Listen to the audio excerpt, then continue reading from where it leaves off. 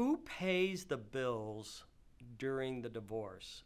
This is a big issue, an issue that I deal with all the time. So you're together. You're working, she's working, and you guys are paying the bills together, and then all of a sudden one of you decides to get a divorce and you're trying to pull apart. But yet the Nevada law, when someone starts that divorce, says, hey, status quo. You can't necessarily pull apart yet because the judge hasn't ordered you guys to pull apart. The judge hasn't made orders on which parts get pulled apart. And there's all this kind of chaos going on while the divorce is starting. Do we keep status quo?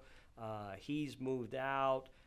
I want to keep the kids at this house, but he's moved out and not paying the bills now. Do I pay the mortgage? So it can be kind of confusing. So what's the answer?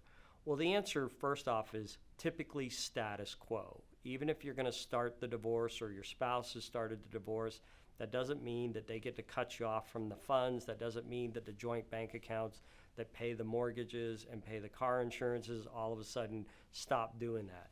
I always tell my clients, you should keep a status quo, and if the other side is not keeping up their status quo, then we're going to file some motions, which is where we're going to do a request, and we're going to ask the judge to enforce a status quo. So that's how I handle it, is the bills during the marriage should just be status quo, or we'll go to the court.